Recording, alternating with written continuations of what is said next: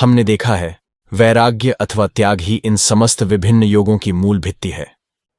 कर्मी कर्मफल त्याग करते हैं। भक्त उन सर्वशक्तिमान और सर्वव्यापी प्रेम स्वरूप के लिए समग्र क्षुद्र प्रेम का त्याग करते हैं। योगी जो कुछ अनुभव करते हैं, उनकी जो कुछ अभिज्ञता है, समुदाय का परित्याग करते हैं, क्योंकि उनके योग शास्त्र की शिक्षा यही है कि समुदाय प्रकृति यद्यपि आत्मा के भोग और उसकी अभिज्ञता के लिए है, तथापि वह अंत में उन्हें समझा देती है कि वे प्रकृति में अवस्थित नहीं है, किंतु प्रकृति से नित्य स्वतंत्र है। ज्ञानी सब कुछ त्याग करते हैं, क्योंकि ज्ञान शास्त्र का सिद्धांत यह है कि भूत भविष्यत वर्तमान किसी काल में भी प्रकृति का अस्तित्व नहीं है। हमने यह भी देखा है कि इन सब उच्चतर विषयों में इससे क्या लाभ है, यह प्रश्न किया ही नहीं जा सकता। लाभ अलाभ के प्रश्न की जिज्ञासा ही यहां अस्वाभाविक है, और यदि यह प्रश्न जिज्ञासित ही हो, फिर भी हम इस प्रश्न का उत्तम रूप से विश्लेषण करके क्या पाते हैं? लाभ का अर्थ क्या है? सुख। जो वस्तु लोगों की सांसारिक अवस्था की उन्नति साधित नहीं करती, जिससे उनके सुख की वृद्धि नहीं होती, उसकी अपेक्षा जिससे उन्हें अधिक सुख प्राप्त होता है, उसमें ही उनका अधिक लाभ है, अधिक हित है। समग्र विज्ञान इसी एक लक्ष्य साधन में अर्थात मनुष्य जाति को सुखी करने के लिए यत्न कर रहा है, तथा जिससे अधिक परिमाण में सुख उत्पन्न होता है, मनुष्य उसे ही ग्रहण करके जिसमें अल्प सुख है उसे त्याग देता है। हमने देखा है, सुख या तो देह में अथवा मन में अथवा आत्मा में अवस्थित है। पशुओं का एवं पशुप्राय अनुन्नत मनुष्यागण का समस्त सुख देह में है। भूख में आर्त एक कुत्ता अथवा बाघ जिस प्रकार तृप्ति के साथ आहार करता है, कोई मनुष्य उस प्रकार नहीं कर सकता। अतः कुत्ते अथवा बाघ के सुख का आदर्श संपूर्ण रूप से देहगत है। मनुष्य में हम कुछ उच्च स्तर का सुख देखते हैं। मनुष्य ज्ञान की आलोचना से सुखी होता है। सर्वोच्च स्तर का सुख ज्ञानी गण का है। वे आत्मानंद में विभोर रहते हैं। आत्मा ही उनके सुख का एकमात्र उपकरण है। अतएव ज्ञानी के पक्ष में यह आत्मज्ञान परम लाभ अथवा हित है, क्योंकि इससे ही वे परम सुख प्राप्त करते हैं। जड़ विषय समूह अथवा इंद्रिय चरितार्थता उनके लिए सर्वोच्च लाभ का विषय हो नहीं सकता, क्योंकि वे ज्ञान में जिस प्रकार सुख प्राप्त करते हैं, विषय समूह अथवा इंद्रिय भोग से उस प्रकार नहीं पाते। वास्तव में ज्ञान ही उनका एकमात्र लक्ष्य है। हम जितने प्रकार के सुख के विषयों से परिचित हैं, उनमें से आत्मज्ञान ही सर्वोच्च सुख है। जो अज्ञान में कार्य किया करते हैं, वे मानो देवगण के भारवाही पशुओं के सदृश हैं। यहां देव शब्द का अर्थ ज्ञानी व्यक्ति के लिए प्रयुक्त है। जो सब व्यक्ति यंत्रवत कार्य अथवा परिश्रम करते हैं, वे वास्तव में जीवन का उपभोग नहीं करते। ज्ञानी व्यक्ति ही जीवन का उपभोग करते हैं। एक धनी व्यक्ति ने, मान लीजिए, 1,00,000 रुपये व्यय करके एक चित्र मोल लिया, किंतु जो शिल्प समझ सकता है वही उसका उपभोग करेगा। क्रेता यदि शिल्प ज्ञान शून्य हो तो उसके लिए वह निरर्थक है, वह केवल उसका अधिकारी मात्र है। समग्र जगत में ज्ञानी व्यक्ति ही जगत का सुख भोग करते हैं। अज्ञानी व्यक्ति कभी सुख भोग नहीं कर सकता। उसे अज्ञान अवस्था में भी दूसरे के लिए परिश्रम करना होता है। यहां तक हमने अद्वैतवादियों के सिद्धांत समूह को देख लिया। हमने देखा उनके मत के अनुसार आत्मा एक ही है, दो आत्माएं हो नहीं सकती। हमने देखा समग्र जगत में एक सत्ता मात्र विद्यमान है, तथा वही एक सत्ता इंद्रियगण के भीतर से दिखाई पड़ने पर जड़ जगत के समान प्रतीत होती है। जब केवल मन के भीतर से वह दिखाई पड़ती है, तब उसे चिंता और भाव जगत कहते हैं, तथा जब उसके यथार्थ स्वरूप का ज्ञान होता है, तब वह एक अनंत पुरुष के रूप में प्रतीत होती है। इस विषय को आप विशेष रूप से स्मरण रखिएगा। यह कहना ठीक नहीं है कि मनुष्य के भीतर एक आत्मा है, यद्यपि समझाने के लिए पहले हमें इस प्रकार मान लेना पड़ा था। वास्तव में केवल एक सत्ता विद्यमान है एवं वह सत्ता आत्मा है, और वह जब इंद्रियों के भीतर से अनुभूत होती है तब उसे देह कहते हैं। जब वह चिंतन या भाव के भीतर से अनुभूत होती है तब उसे मन कहते हैं, तथा जब वह स्वस्वरूप में उपलब्ध होती है तब वही आत्मा के रूप में उसी एक अद्वितीय सत्ता के रूप में प्रतीत होती है। अतएव यह ठीक नहीं है कि एक स्थान में देह, मन और आत्मा ये तीनों वस्तुएं विद्यमान हैं। यद्यपि समझाते समय इस प्रकार की व्याख्या करके समझाना अत्यंत सहज हुआ था, किंतु सभी वही आत्मा है, तथा वह एक पुरुष ही विभिन्न दृष्टि के अनुसार कभी देह, कभी मन अथवा कभी आत्मा के रूप में अभिहित होता है। अज्ञानीगण उसे ही जगत कहते हैं। जब वह व्यक्ति ज्ञान में अपेक्षाकृत उन्नत होता एकमात्र पुरुष ही विद्यमान है, तब वह उस पुरुष को ही भावजगत कहने लगता है। तथा जब पूर्ण ज्ञान के उदय से सब भ्रम नष्ट हो जाता है, तब मनुष्य देख पाता है यह सभी कुछ आत्मा के अतिरिक्त और कुछ नहीं है। चरम सिद्धांत यह है कि हम वही एक सत्ता हैं। जगत में दो तीन सत्ताएं नहीं हैं, सभी एक है। वह एक सत्ता ही माया के प्रभाव से बहुरूप में दिखाई पड़ रही है। जिस प्रकार अज्ञानवश रस्सी में सांप का भ्रम हो जाता है, वह रस्सी ही सांप के समान दिखाई पड़ती है। यहां रस्सी अलग और सांप अलग दो पृथक वस्तुएं नहीं हैं। कोई यहां दो वस्तुएं नहीं देखता। द्वैतवाद, अद्वैतवाद अत्यंत सुंदर दार्शनिक पारिभाषिक शब्द हो सकते हैं, किंतु संपूर्ण अनुभूति के समय में ही सत्य और मिथ्या कभी नहीं देख पाते। हम सब जन्म से ही अद्वैतवादी हैं, इस बात से भागने का उपाय नहीं है। हम सब समय एक को ही देखते हैं। जब हम रस्सी देखते हैं तब सांप बिल्कुल नहीं देखते, और जब सांप देखते हैं तब रस्सी बिल्कुल नहीं देखते, वह उस समय लुप्त हो जाती है। जब आप लोगों का भ्रम दर्शन होता है तब यथार्थ मनुष्य तत्व नहीं देखते। मान लीजिए दूर से मार्ग में आपके एक बंधु आ रहे हैं। आप उसे अत्यंत उत्तम रूप से परिचित हैं, किंतु आपके सम्मुख कोहरा होने के कारण आप उन्हें अन्य व्यक्ति समझ रहे हैं।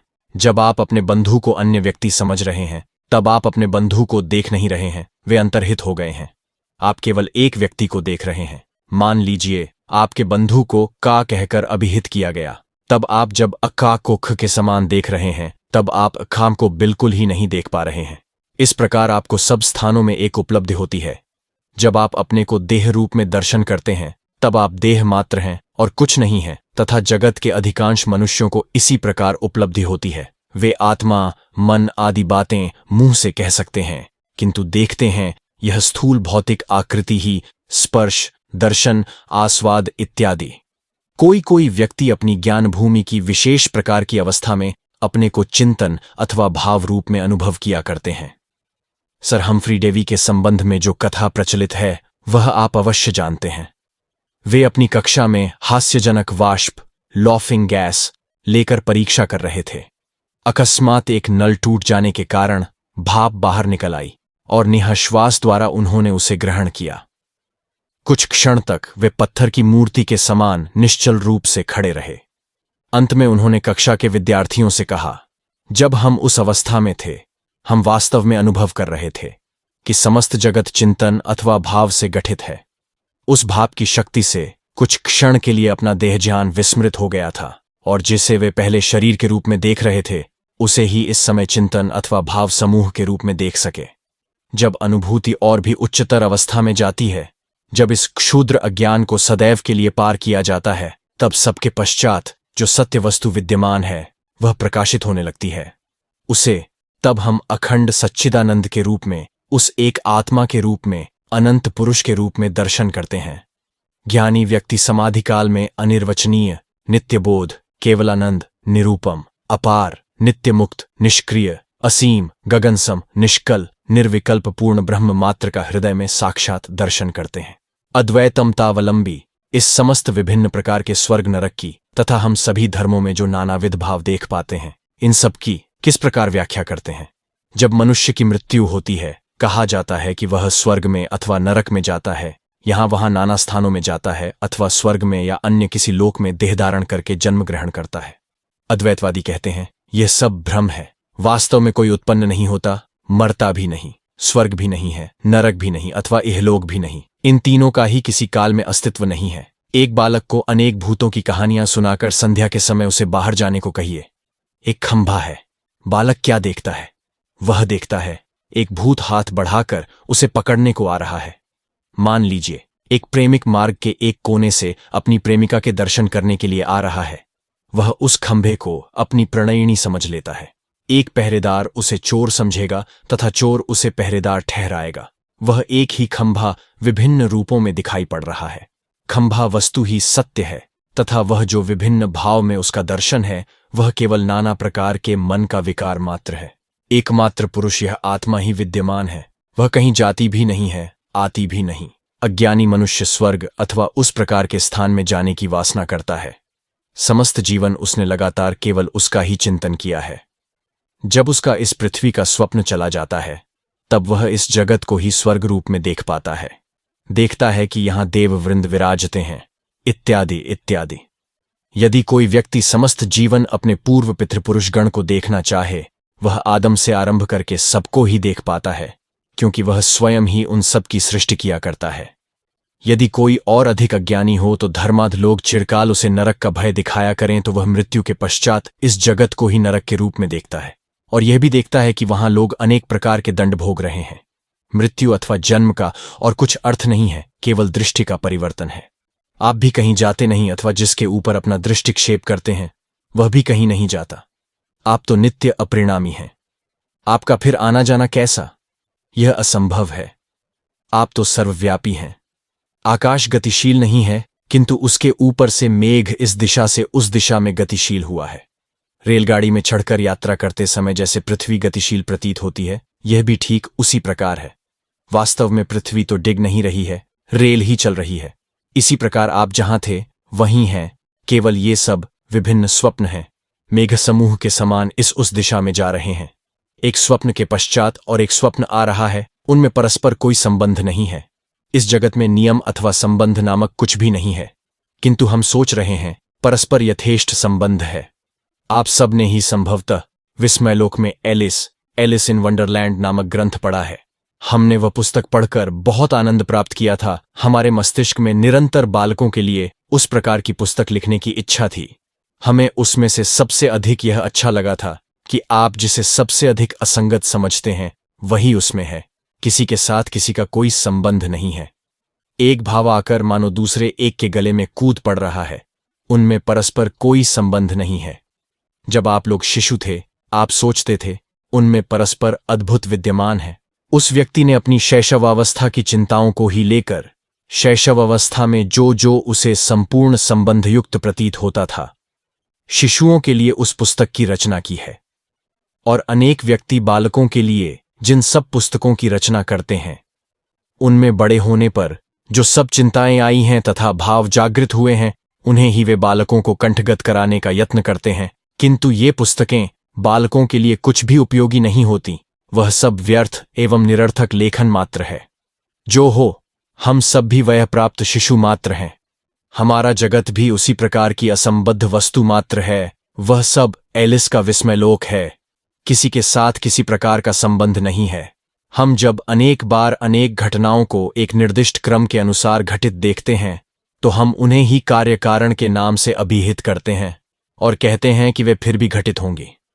जब ये स्वप्न चले जाएंगे और इनके स्थान में दूसरे स्वप्न आएंगे, तब वे भी इनके ही समान संबंध युक्त प्रतीत होंगे। स्वप्न दर्शन के समय हम जो कुछ देखते हैं, सभी परस्पर संबंध युक्त प्रतीत होंगे। स्वप्न की अवस्था में वे कभी असंबद्ध अथवा असंगत नहीं लगते। केवल जब हम जाग उठते हैं तभी संबंध का अभाव देख पाते हैं। इसी प्रकार जब हम इस जगत रूपी स्वप्न दर्शन से जाग उठकर इस स्वप्न की सत्य के साथ तुलना करके देखेंगे, तब वह सभी कुछ असंबद्ध और निरर्थक प्रतीत होगा। कितनी ही असंबद्ध वस्तुएं मानो हमारे सामने से चली गईं। वे कहां से आईं, कहां जा रही हैं, हम कुछ भी नहीं जानते, किंतु हम यह जानते हैं कि उनका अंत होगा, और इसे ही माया कहते हैं।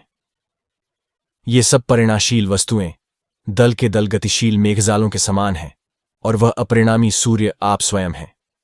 जब आप उस अपरिणामी सत्ता को बाहर से देखते हैं, तब उसे आप ईश्वर कहते हैं, और भीतर से देखने पर उसे आप निज की आत्मा अथवा स्वरूप के समान देखते हैं। दोनों ही एक हैं, आपसे पृथक ईश्वर नहीं है। आपसे यथार्थतः जो आप हैं, उससे श्रेष्ठतर ईश्वर नहीं है। सब ईश्वर अथवा देवता ही आपकी तुलना में क्षुद्रतर हैं। ईश्वर, स्वर्गस्थ पिता आदि की समस्त धारणा आपका ही प्रतिबिंब मात्र है। ईश्वर स्वयं ही आपका प्रतिबिंब या प्रतिमा स्वरूप है।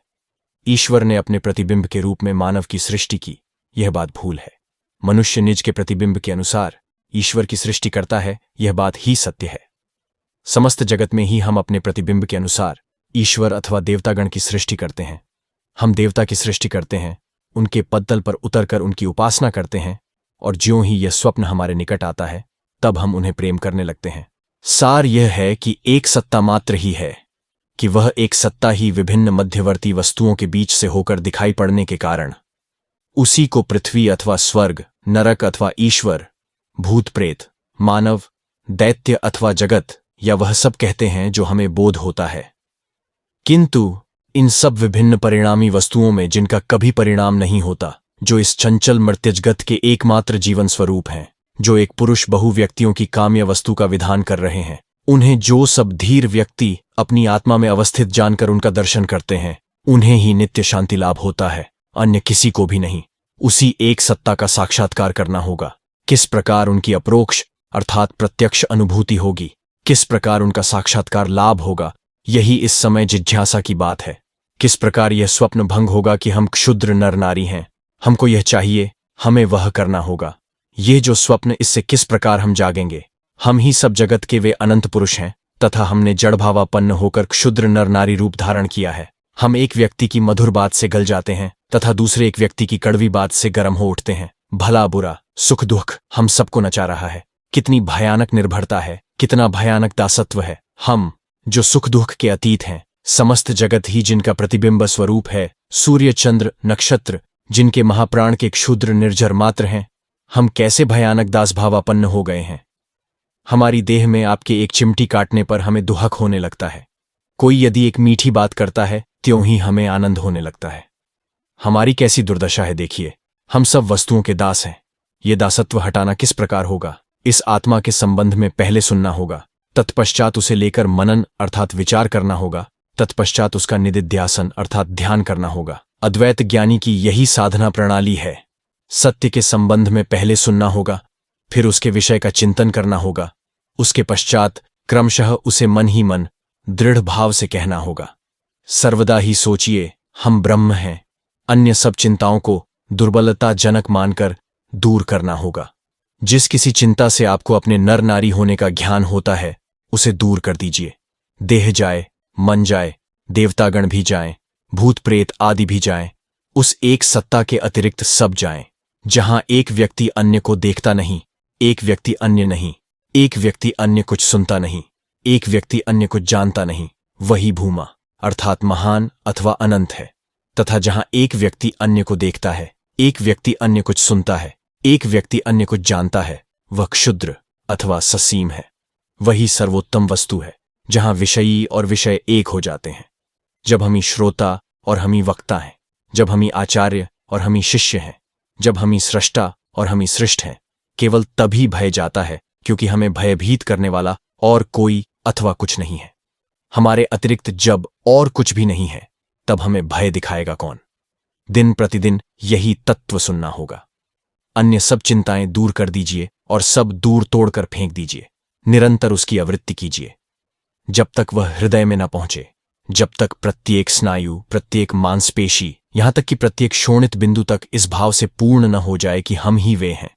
तब तक कान के भीतर से यह तत्व क्रमशः भीतर प्रवेश करना होगा, यहां तक कि मृत्यु के सामने होकर भी कहिए, हम ही वे हैं।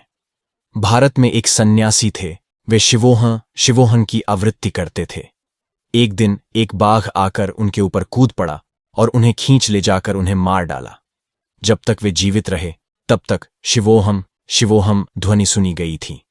मृत्यु के द्वार में, घोरतर विशद में, रणक्षेत्र में, समुद्रतल में, उच्चतम पर्वत शिखर में, गंभीरतर अरण्य में, चाहे जहां क्यों न पड़ जाइए, सर्वदा अपने से कहते रहिए, हम ही वे हैं, हम ही वे हैं।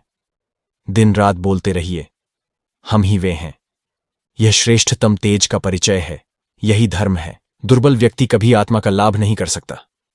कभी मत कहिएगा, हे प्रभु, हम अति अधम पापी हैं, कौन आपकी सहायता करेगा।